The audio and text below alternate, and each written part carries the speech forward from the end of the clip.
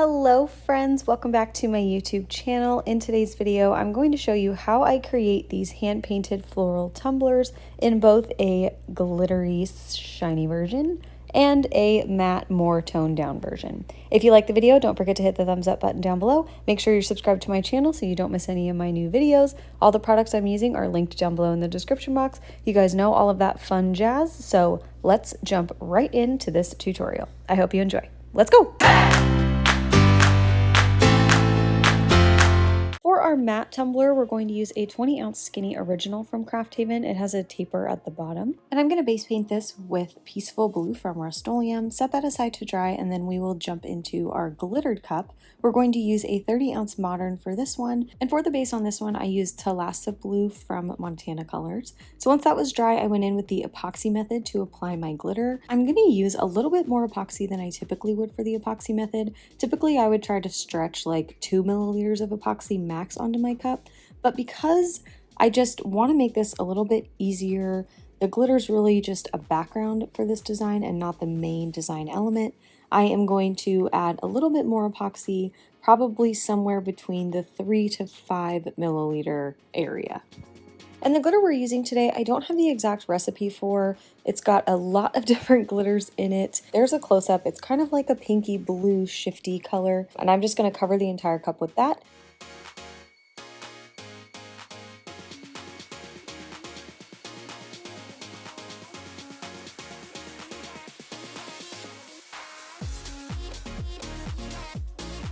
And once it's dry, I let it sit for about probably 2 to 3 hours. I'm going to go in and seal my glitter with the Crystalac glitter glue. This is just going to make the whole process easier when we go into epoxy. We're not going to have to do as many coats.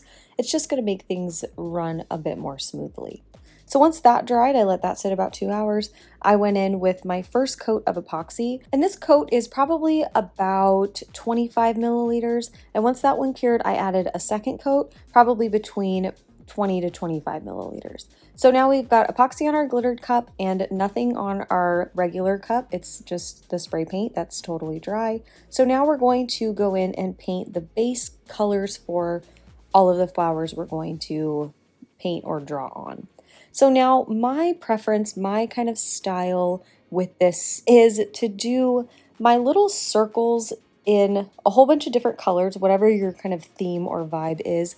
I like the look of just having a whole bunch of different circles on your cup and then going in and drawing whatever flower you want over those little different colored paint blobs or circles that you have. Now you can absolutely paint on your different shapes. If you kind of know the type of flowers you want to draw and where you want to put them, you can draw those in or paint those in with your colored paints now. I personally just like the style and the look and the whimsy of all of these different colored dots and then drawing the flowers on top of them. But again, take your own style wherever you want. Do whatever you want with these. You can literally do anything and probably make them look good. So don't be intimidated. I was super intimidated when I first did these. My Patreon group pushed me to do them. I was very nervous and scared, but after doing my first one, I was addicted and now I cannot stop making these. So I'm gonna do the exact same thing here with a different color palette, a little bit on the matte one. And then once those dried, I did only one coat on the matte cup, but for the glittered cup, I did 2 coats of paint and then I went in with a coat of epoxy on each of them. So here's our 2 cups ready to be drawn on the flowers. On the glitter cup, I added a tiny little bit of glitter additive into my epoxy just to bring the sparkle level up a little bit. For my paint pens, I'm using these Posca paint pens. I got them on Amazon in a pack and oh my gosh, they are amazing. I also really like the Arteza pens, but I think that these Posca ones they're so good. So I'm gonna use those. There's a thick tip, and a finer tip one. So for the thick one, I'm gonna use that on the 30-ounce cup. And I'm just gonna start randomly drawing in my flowers however I want them, wherever I want them, using those circles as my guide. And you can see here, I'm kind of drawing a hydrangea rose type flower here. And I just start with a circle in the middle and then I draw these little squigglies all the way around and just build my way out. And this creates a really pretty flower. And now I am not a flower girl, a flower aficionado. I don't know the names of a lot of flowers. I'm really an amateur at that. So I'm just kind of drawing what I think looks pretty. You can go as detailed or as abstract or whimsical as you want to. Again, make this your own, use your own art style. That's what makes these special and unique. So really just have fun with this. Don't forget to have fun. I really like the look of the kind of whimsical, almost, I don't even know how to describe it, just kind of fun. I guess whimsical is the best way to describe it. But anyway, that's kind of what I'm going for here. I'm not taking these flowers too seriously. I'm not trying to draw them perfectly. I'm just kind of drawing whatever I feel like drawing, wherever I feel like drawing it, and not making it too perfect. So on this little dot here, I'm drawing this flower, and I like the look of kind of just going over it a few times and then kind of messing up the middle to make that look like a flower. And I like to add little dots too. I think that gives it a nice little touch. So I'm just going to continue working my way around this cup, alternating between the flowers that I draw. I really stick with like 2 to 3 flower styles. And you can draw this rose hydrangea combo flower with your petals really small, or here, like I'm doing, you can make them larger to give that a different effect. But yeah, I'm just going to continue to draw my flowers on both of my cups. I'll go and do the exact same thing on the next cup. Between these little 5-point flowers, my hydrangeas, and then these little kind of daisy looking ones, I'm just going to work my way around my cups and draw my flowers in.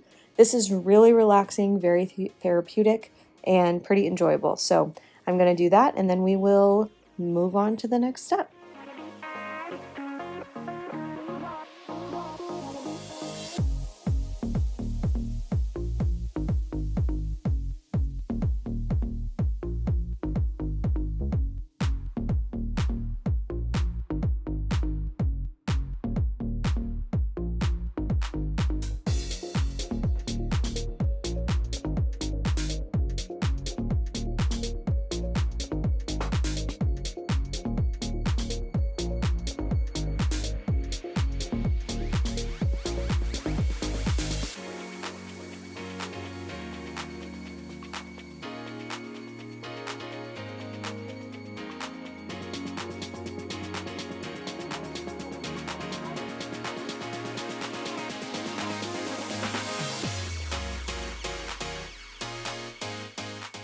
All right, so we are all finished drawing on all of our flowers. There they both are. I'm gonna let these sit and dry overnight, let my hand recover, and then I'm going to go in with another coat of epoxy. So this coat should be really thin. We just wanna get something over those flowers so that when we do all of our sanding, we have something to protect them. And the sanding should be really light. You really should just have to sand up at that top rim.